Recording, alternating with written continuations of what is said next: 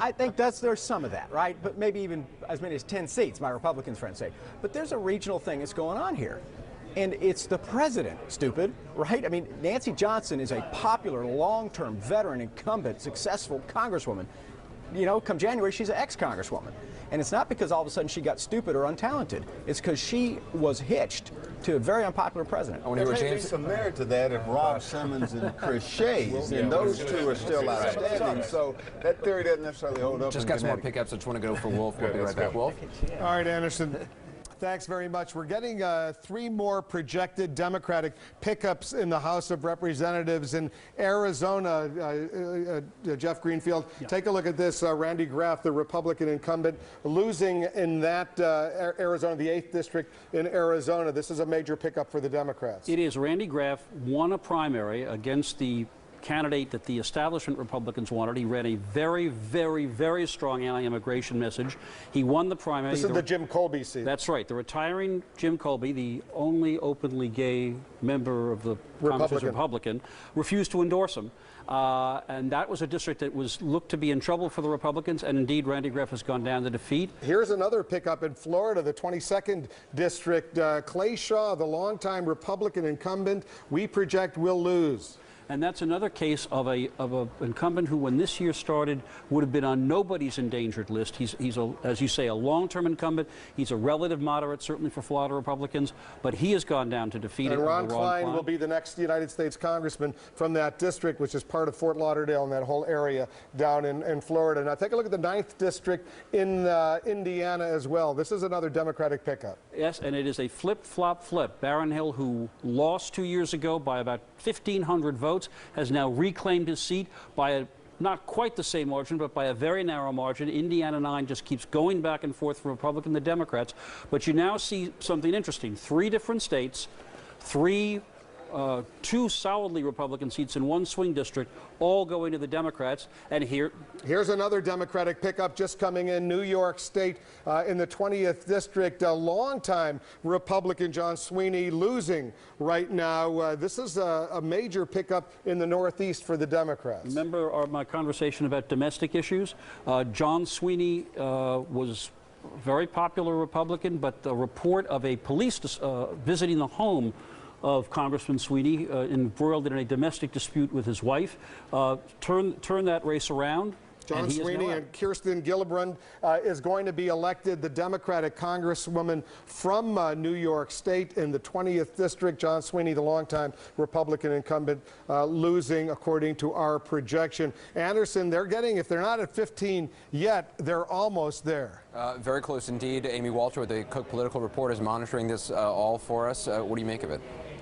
Well, it's going along at quite a clip here in these last couple of minutes, where you see Democrats, John Sweeney just losing in upstate New York. That was a very close race. That was where sort of the bottom dropped out for Sweeney in these last 2 weeks with the accusations that had come out in the campaign. And it looks like now you're going to see Democrats also picking up a seat in New Hampshire. They've already picked up a seat in New Hampshire. They've already picked up a seat in the other suburban district up there in Connecticut, Nancy Johnson's seat. So these are these 3 very swing districts, 2 of them districts won by John Kerry, where Democrats have been able to knock off in some cases, long-time incumbents who've been able to hold on to their seats even as the National Party wasn't doing well. This time, they're running against such a big headwind.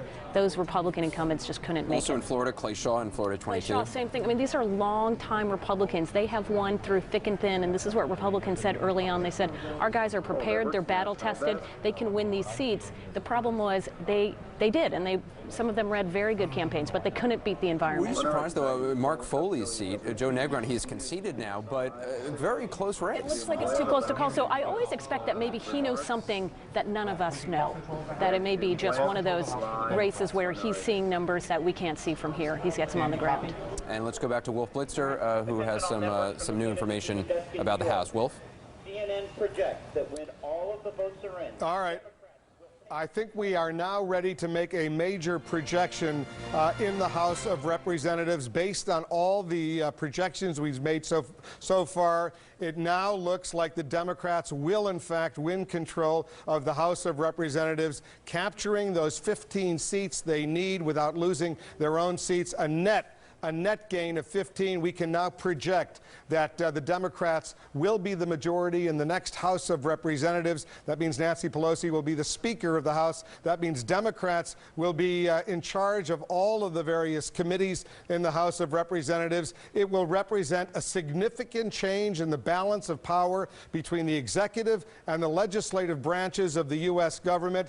The Democrats had hoped that they would get those 15 seats without losing any of their own. It now appears, based on our projection, that the Democrats have done precisely that, and they will be the majority party in the House of Representatives. Can't say that for the Democrats in the Senate. They've picked up a net gain of 3 so far. They need 3 more in the Senate. There are still some very, very close races out there, so we don't know what's going to happen finally in the Senate, but we can project that the Democrats win control of the House of Representatives. A lot of happy Democrats out there right now, and presumably some nervous Republicans, because with the majority status in the House of Representatives, the Democrats will be able to engage in much more robust oversight of the Bush administration, including the subpoena power, if they decide to go down that road. We're going to be hearing from the new leadership in the Democratic Party in the House of Representatives, presumably